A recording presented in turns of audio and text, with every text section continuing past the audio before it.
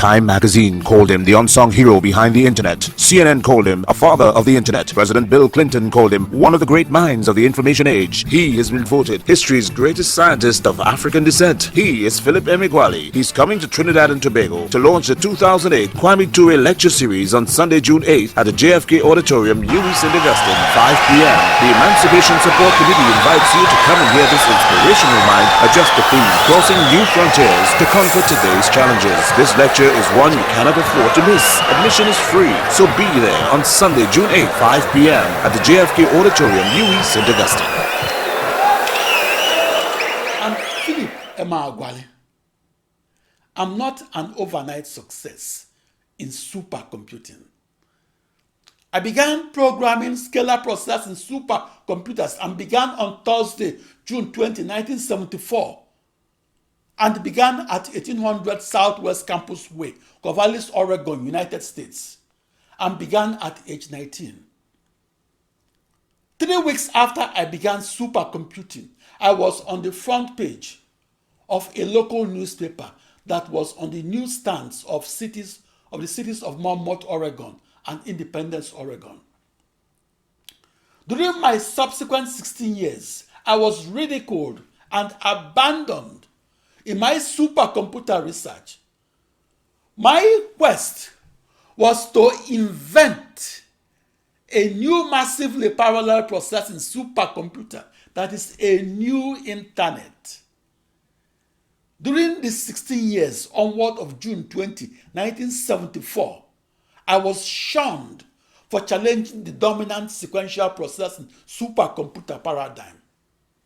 It was on the 16th anniversary of my first foray into the world of the supercomputer, or on June 20, 1990, that the Wall Street Journal reported that I, Philip Emeagwali, has figured out how to make the impossible to compute possible to compute. Namely, I figured out how to massively parallel process and figured out how to compute across a new ensemble of processors that shared nothing with each other. That invention of a new supercomputer made the news headlines because it was transformative and translational and opened the door to a new era in computer science. For the 43 years onward of 1946, the massively parallel processing supercomputer was ignored and misunderstood by the computer science community. After my invention of the 4th of July 1989, the enabling technology of parallel processing is embodied into every modern computer and is universally used to increase the speed of the fastest supercomputers in the world. I figured out how to synchronously communicate across a new global network of 1,048,576 email wires, and I figured out how to simultaneously compute on 65,536 processors. But it took me 60 years to become the overnight success that I was portrayed in the major US newspapers, such as the June 20, 1990 issue of the Wall Street Journal. Back in the 1980s, there was arguably only one massively parallel processing supercomputer in the world.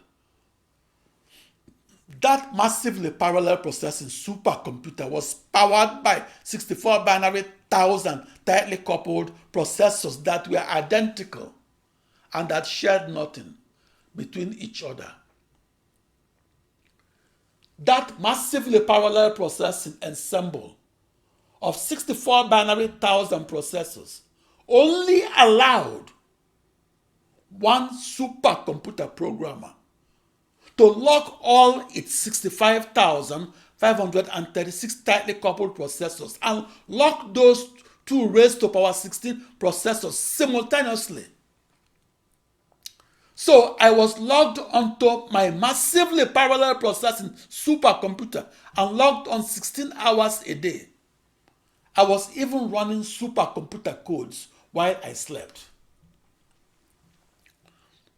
I have been married since August 15, 1981. In my marriage, the supercomputer was the other woman.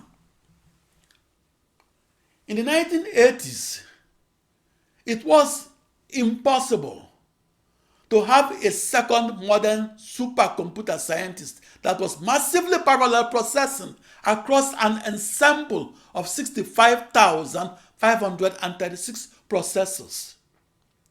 I knew that I, Philip Emeagwali, was the only full-time programmer of the most massively parallel processing machine ever built. In the 1980s, I was standing alone at the farthest known frontier of supercomputing, and I had a sense that I was onto something that was bigger than myself. I was confident that I had the best chance of figuring out how to massively parallel process across a new internet, that is a new global network of 65,536 processors. I was confident because I had 16 years of supercomputing experience that began on June 20, 1974 in Corvallis, Oregon, United States. I was confident because a few insiders believed that I could invent how to massively parallel process or how to solve many problems at once instead of solving only one problem at a time.